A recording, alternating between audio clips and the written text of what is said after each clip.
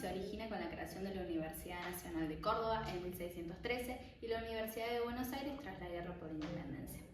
Está compuesta por universidades nacionales públicas y privadas, institutos universitarios estatales y privados, universidad provincial, universidad extranjera, universidad internacional, el Consejo Interuniversitario Nacional y la Comisión Nacional de Evaluación y Acreditación Universitaria. El Estado Nacional también forma parte, pero no en el sentido estricto. En cuanto a las funciones, se encarga de la formación profesional, investigación científica y tecnológica, difusión y preservación de la cultura y el servicio a la comunidad. La ley que lo regula es la Ley de Educación Superior 24.521. La educación es gratuita, de libre acceso y las personas mayores de 25 años que no hayan completado sus estudios secundarios pueden ser parte del sistema. Las universidades son autónomas. Esto quiere decir que pueden dictar y reformar sus estatutos, eligen las carreras de grado y posgrado, eligen las autoridades y otorgan títulos de validez nacional. Y en cuanto a los derechos estudiantiles, los estudiantes tenemos derecho a acceder al sistema sin discriminación, a la participación estudiantil en centros de estudiantes, en federaciones nacionales y regionales, y a contar con el apoyo económico a través de becas o créditos. Y en cuanto a los estudiantes con discapacidad, estos tienen derecho a contar con el apoyo en situaciones evaluativas. La reforma universitaria, esto fue un movimiento estudiantil iniciado en la Universidad Nacional de Córdoba en 1918, la cual buscó la democratización de la enseñanza y de las instituciones universitarias. En ese momento ya existían 3 universidades nacionales en nuestro país, la cual la Universidad de Córdoba era la más antigua. Y en ese momento la enseñanza que debían brindar estas universidades se basaba en la mejor organización social y en la salvación de las almas, porque la teología tenía una fuerte influencia sobre ellas. Recién en 1860, primero bajo la presidencia de Mitre y luego la de Sarmiento, se suprimió esta influencia de la teología y se hizo mucho más hincapié o importancia en enseñanzas como el derecho, la medicina y las ciencias exactas. Y otras políticas que también influyeron en el surgimiento de la reforma son la Ley Sáenz-Peña, sancionada en 1912, y que Irigoyen asumió el poder en 1916. En abril de 1918 se comenzaron a crear los primeros centros de estudiantes, la famosa FAU, Federación Universitaria Argentina, en la Universidad Nacional de Buenos Aires. Pero para tener en cuenta el contexto en el que se da la reforma universitaria en la Universidad de Córdoba, es que muchos de sus estudiantes pertenecían a la clase media de aquellos inmigrantes europeos, los cuales estos estudiantes buscaron que se pudiera democratizar y modernizar los planes de estudio. El poder acceder a las universidades y que esta enseñanza fuera pública generó un fuerte enfrentamiento entre lo que sería el clero y la clase media. El estallido surge el 15 de junio de 1918, cuando se tiene que votar al rector en la asamblea universitaria. Los estudiantes estaban a favor de Enríquez Paz, mientras que el sector conservador estaba a favor de Antonio Nores. Luego de varias votaciones, resulta ganando Antonio Nores, por lo que los estudiantes se rebelan, interrumpen la asamblea y toman las universidades. Los principios en los que se basa la reforma son en un cogobierno, es decir, que los estudiantes puedan participar en el gobierno de la universidad, una universidad autónoma, la libre de cátedra, la docencia libre y sobre todo la expansión universitaria.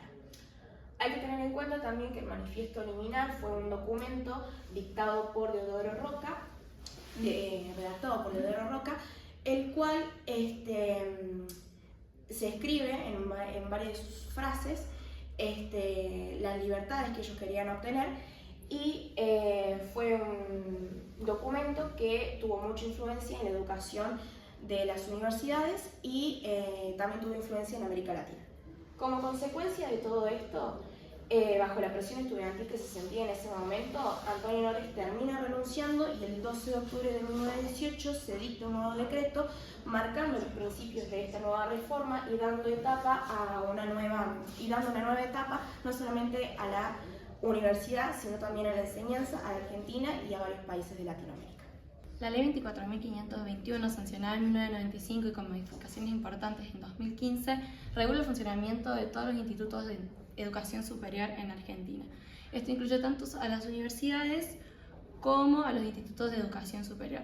Esta ley reconoce la educación no solo como un derecho, sino también como algo personal y social. La universidad se encarga de formar a personas con un nivel alto, tanto científico como teológico. Sus principales artículos, tenemos el artículo número 2 y el artículo 2 bis, que hablan sobre la responsabilidad estatal. El Estado es el encargado de financiar y de supervisar las universidades. Esto también se encarga de que todas las carreras de grado sean gratuitas, que no se debe de comercializar ni mercantilizar la educación pública.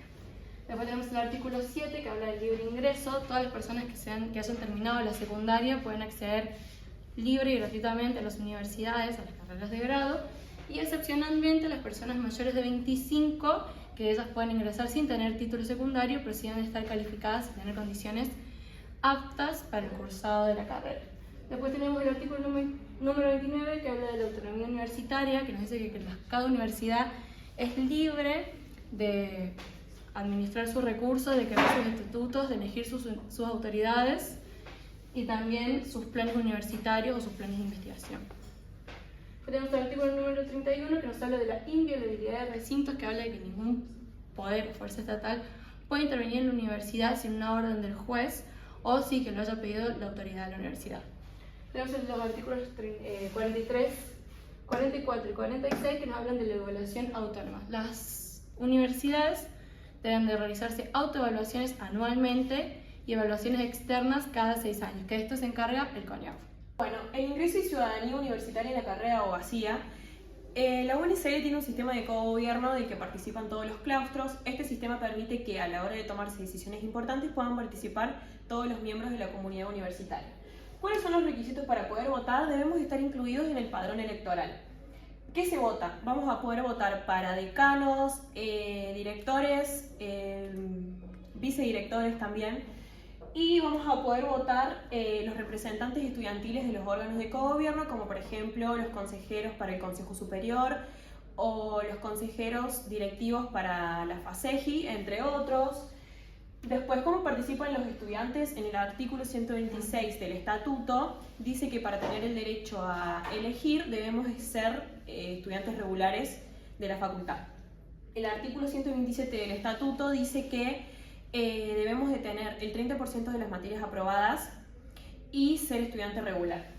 En el artículo 76 vamos a encontrar el sistema mediante el cual se adjuntan los cargos, que es el sistema de OUNT.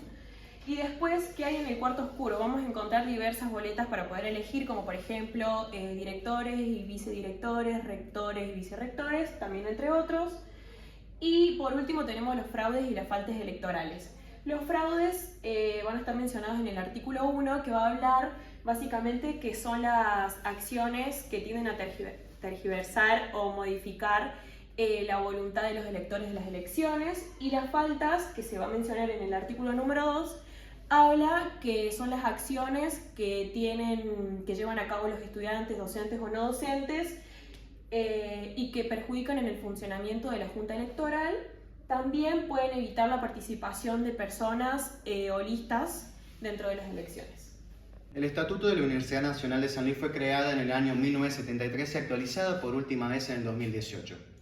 En esto se muestra la finalidad de la institución, que es la creación de profesionales que puedan utilizar sus conocimientos para mejorar la calidad de vida de las personas, la fomentación de conocimiento técnico y científico y la fomentación de cultura y conocimiento necesarios para que las personas puedan crear sus propias opiniones políticas. Esto se hace a través de fomentar la educación avanzada y la investigación científica, la formación integral de los individuos, a través de fomentar la cultura tanto regional como nacional, y a través de la asistencia económica de las regiones a las que pertenece. También en el estatuto se muestra cuáles son los principios en los que se rige esta universidad, que son la autonomía, la gratuidad y la no discriminación, como ya dijeron mis compañeras anteriormente. También en el estatuto se muestra cómo está conformada la universidad, la cual se divide en la Asamblea Universitaria, el Consejo Superior, el Rectorado y las facultades, que a su vez estas están compuestas por los docentes, estudiantes, graduados y no docentes.